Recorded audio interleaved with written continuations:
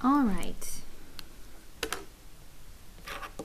You should only be on this video if you have already listened to the read aloud, because of Mr. Interrupt pages and taken those notes. We are continuing reading the fantasy adventure story that we've been reading all week about the mythical creatures and the guy in the hot air balloon. So make sure you have your My Book. And today we're gonna read pages 76 through 79. All right, here we go. Let's see what happens.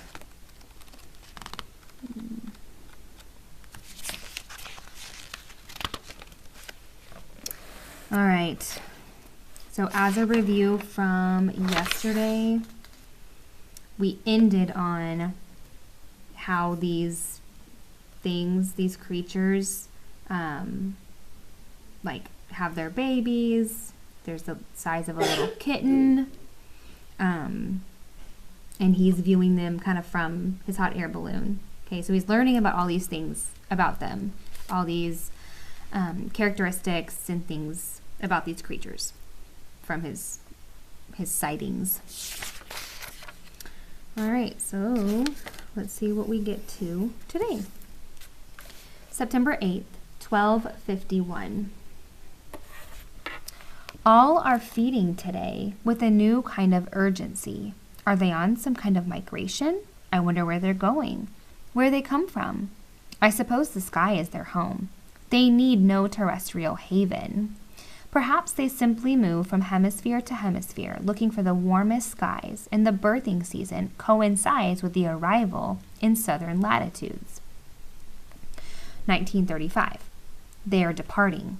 Would like to follow, but they're too fast. With tailwinds, I would estimate 80 knots. Amazing creatures. Gone now, weather changing. So this is him looking from his balloon. Okay. All right, so over here. So he's wondering, are they on a migration?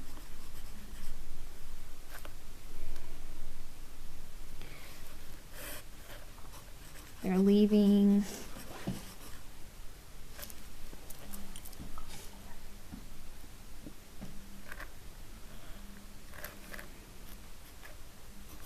Wants to follow.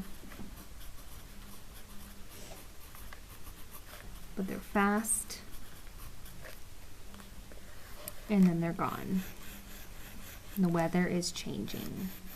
These are all of just his observations, remember?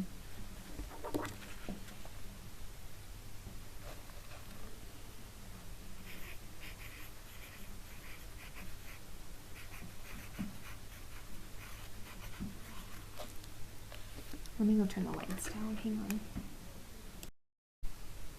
on. Okay. That didn't really help. I'll just use a pen instead. Okay, make sure you have these notes on this page. This was another observation.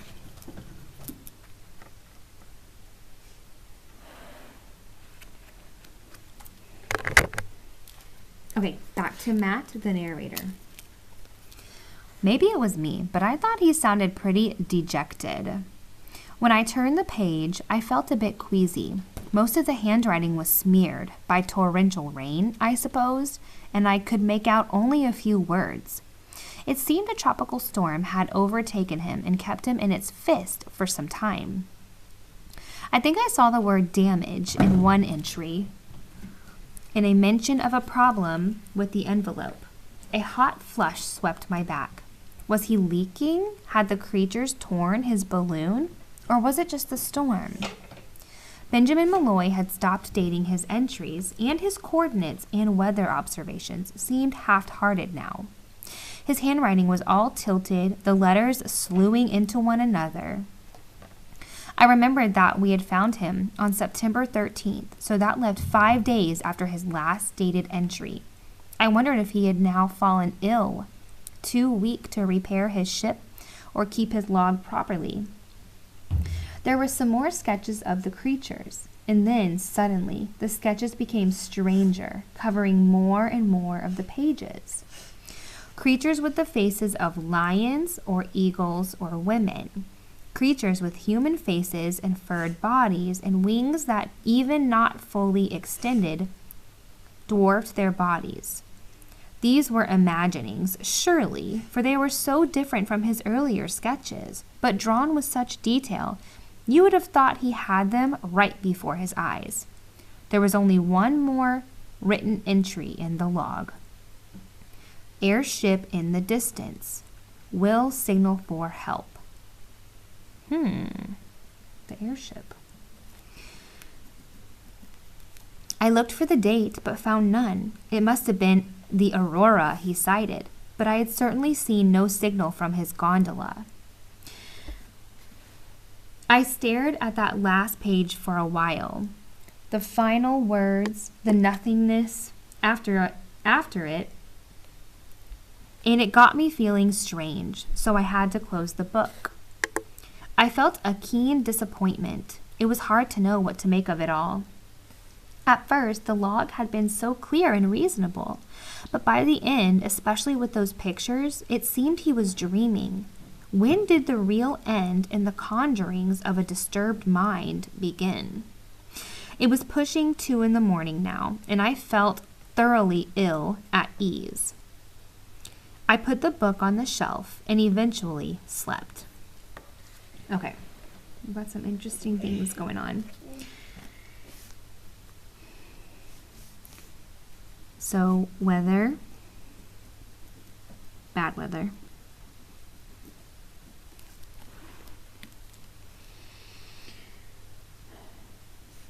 Still wondering about the balloon. What happened to it? Was the weather? Was it the creatures? Stopped writing, pretty much. Like something happened between this last entry and here. Something happened, and so Matt is trying to figure out what it was. There's more sketches, he says.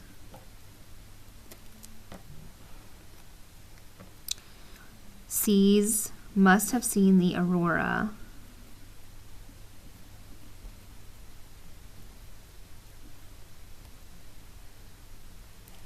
Okay, obviously needs help.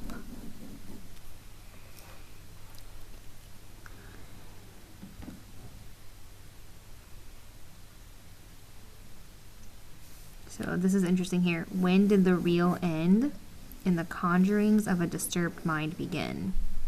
So reality versus fantasy or something in his mind. Okay, then Matt finally goes to sleep. Pause if you need to keep writing the notes. I woke feeling as if I hadn't slept at all, head thrumming like a symphony. I sprang off the bunk, eager to get the journal back to Kate and talk to her. But it wasn't until lunch that I had a chance. At breakfast, I was serving, and Kate's chaperone, Miss Simpkins, was at the table the whole time. And then she whisked Kate out before I could even hand her the journal. Then there was the clearing up and the preparing for lunch. Around midday, we were passing over the Hawaiis, and the captain slowed down and took us lower so the passengers could get a good look.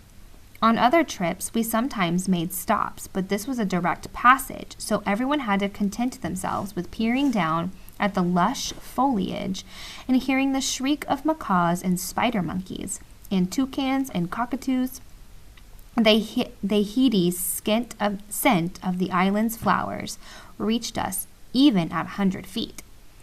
We were close enough so people on the ground waved and cheered, and bathers on the beach shielded their eyes with tanned hands to look up at the great ship as it painted its massive shadow over the sand and water. So that's this picture. This is the airship. We were cruising over the outer islands when the captain entered the lounge, grinning. Ladies and gentlemen, a point of interest. Off the starboard side, we are passing Mount Mataris, and if I'm not mistaken, she is about to erupt. Nearly everyone put down their forks and knives and rushed to the windows. In the distance was the island with its volcano, a great heap of stone, looking more like the devil's anvil than anything, despite the green hue of its lush vegetation. Great puffs of gray smoke were billowing up from its jaws, getting darker by the second. "There she blows!" shouted Bays. Black bits of rock came shooting out from the cone, and the sound hit us a second later, a deep thunderous vibration that passed through the entire ship and rattled the windows. We were upwind of it, or we would have soon been choking on the ash and smoke it was venting high into the sky. Okay, so this is like Matt's, what's happening here with the airship, Aurora.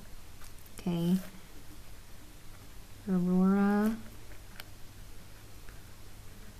passing over Hawaii.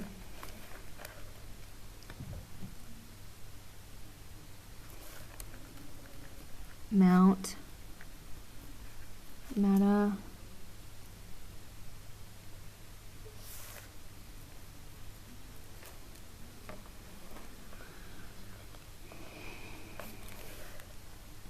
erupts.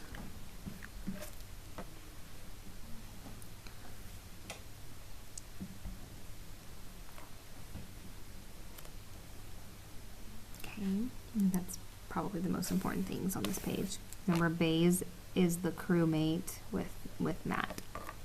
And then there's obviously a captain that's driving the airship, okay, or steering it. Okay. Soon the volcano was spitting out orange and red sparks, and then a gluttonous tongue of black and orange lava oozed over the crater's rim and started leisurely sliding down the slope, incinerating everything in its path. Good thing this was an uninhabited island. Amazing, isn't it? I glanced over and Kate was beside me. She was looking out the window, but I knew she wasn't talking about the volcano.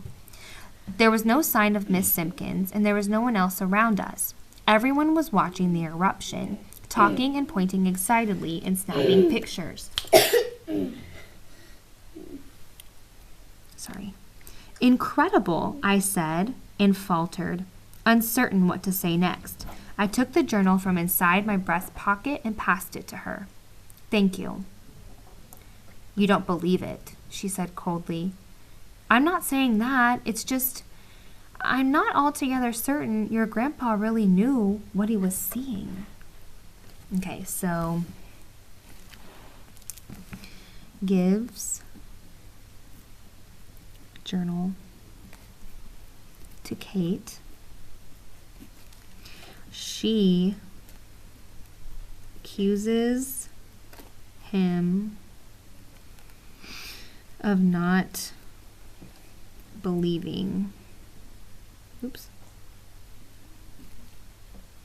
the story, not believing what he was reading. Okay. And then he even says, Matt even says, I'm not sure if he really knew what he was seeing. Okay. I guess we could have written over here, looking for Kate.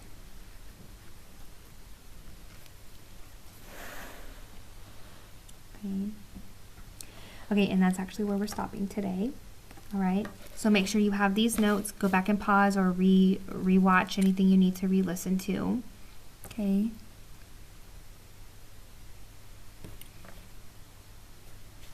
So this is what they're calling an airship. It does kind of look like a blimp, but okay. Once you're finished with that and you've listened through page 79, we'll finish the story tomorrow. You will be closing your book, okay, and putting it back into the cabinet, and go ahead and move on to the next assignment on your checklist.